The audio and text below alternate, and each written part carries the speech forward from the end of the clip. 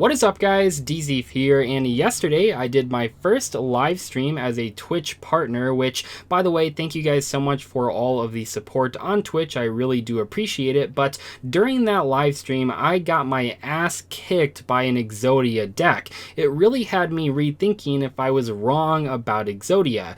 The deck played so many cards that I never really considered in an Exodia deck, and it was really cool to lose to it. I know that might sound weird, but I like Exodia. I think it's a cool card. Obviously, we all know it's an iconic card, but it hasn't seen that much success at competitive events. It did have that top 8 World Championship finish back in 2012, which was very exciting, but besides that, the card has not really seen a ton of play. So anytime a new Exodia deck comes around, I'm always pretty excited. If you guys remember, a few years ago, I tried playing an Exodia deck that was really fun that I saw online, but that deck doesn't really work anymore because it revolved around Sky Striker Engage, which is currently banned. So I've been sort of thinking about Exodia throughout the years, but I've never really seen a new build that really caught my eye. That was up until last night when I lost to that new Exodia deck, and then I gave it a try myself. Now, I did not know the exact deck list that my opponent was using, but I did try my best to recreate it. I think I got all of the right cards. I'm just not sure if the ratios are correct, so you guys can kind of mess around with the numbers if you want. What really made it exciting though is that YGO Omega, the simulator I used in this live stream, does have an animation for Exodia, so you guys will see that in today's video. I believe they also have a Destiny board animation too. Maybe I'll have to try and win with that deck in the future if you guys want to see that. Anyway, I'm going to show you guys in today's video the game that I lost, and I'm going to show you guys some of the games that I played after that with my version of the deck. Then at the very end, I will give you guys my final deck profile, and you guys can decide for yourselves if I was wrong about Exodia. If you guys enjoyed today's video, make sure to subscribe to the channel, and if you haven't already, make sure to follow me on Twitch. I've been playing a lot of gimmicky decks over there, and it's been a ton of fun. Anyway, enjoy the clips. I almost think I should go second, but we want that 6 card, you know? Okay, how many games in a row is that? 4? 3? 10? Why does it feel like every time I play this card, I draw it in every single hand? Every single fucking hand. Take it out, but then you can't win. 4 unplayable cards. I found Coder, Farfa, and Nim Nim from you, and I found Pack from Coder. Nice. 1 naked piece, I can't lose. Wait, what's happening? This hand is so unplayable. I'm getting Exodia, by the way. So, pretty excited for that. At least he doesn't have library yet. Oh, wait, what? Numeron OTK? Wait, he can't OTK 1 day apiece. Oh my gosh. Okay, we're popping off. I'll gift 2 subs to the community if he Exodias me. I think he's gonna do it. This is fucking nuts. Skull Dread? What? Oh my gosh, this is insane. I want him to Exodia me. This is incredible. Is that Pantheism of the Monarchs? Oh, please tell me Frost Blast has a use in this deck. Like some legitimate use. Like what if this pops some face down that draws cards? He's gonna get it, by the way. I'm really pumped. This is gonna be really cool. Oh my gosh, another Pantheism. Let's go. Another Frost. Okay, he's doing something with the Frost, you know. I don't know what, but something. 8 cards left in deck. Let's go. I heard there was an animation for Exodia. We're gonna watch it right now. Here we go. 8 cards left in deck. We're going on 6 cards in deck. Exodia yet? Nope, no Exodia yet. He has to have it. Upstart. Okay, perfect. 5 cards left in deck. Let's go. Doesn't have it yet. Okay, he has to have it right here. Are you telling me he has 3 cards left in deck and doesn't have it? There we go! Oh my gosh, what's happening? Oh, shit.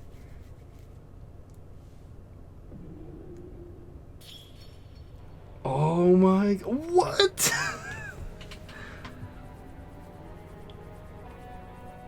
That was the coolest shit I've ever seen. Oh my gosh. Wow. That was like the craziest shit I've ever seen, by the way. Do you think we can try to rebuild that deck? Yeah, please. Damn it.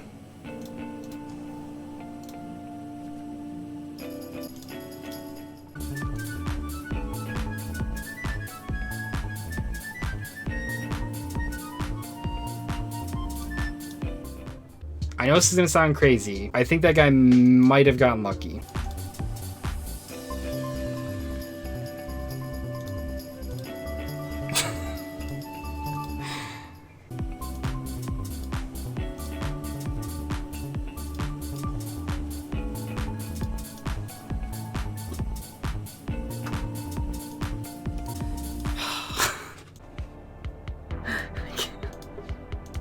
This deck is so bad. This deck is so bad. How did I lose to it? Okay, I don't know who's been saying the deck needs to hit all the cup of aces to look good this whole time, but you might have been right. Yeah, I'm sure I can outpace Destiny board, but is that really like an achievement? Just kill him with the Numerons? No, they have 2 attack monsters. I actually made that mistake when I played against like I thought he was gonna OTK me, but then it doesn't matter. It's gonna hurt, but I think we have to do this.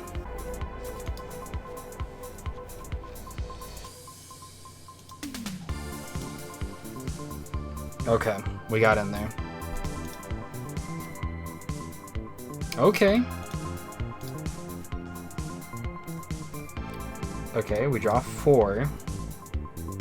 Okay, wait, is this the game? Trade in. Upstart. Forgot the tune table first. It's okay. Is this happening? It's gonna come down to these cup of aces, I think, that we don't have yet. I bet it'll come down to this. Tune table. Tune table. Popping off. Okay, so we have a bunch of cards we can't activate. So we can hand destruction. Get rid of the cards we can't use. Okay, cup of ace. I know you haven't worked for me a single time, but this would be the time to work. Why do I even try? It's never gonna work. Oh no! It's down to the cup of aces again? Why? No. Okay, cup of aces. This is your moment. You could make the video if you make these heads. It worked! Okay, second cup of ace. Wait, it doesn't matter. We can use Pantheism probably, but we'll do the second cup of ace just for the funsies. It worked! We got Exodia! 100% win rate. We had it the whole time. All that happened was we lost to the deck and then we won with the deck. There was no matches in between. First try. Easy peasy. Anyway, if you guys haven't seen the Exodia animation, here it is. It's pretty sick. Not gonna lie.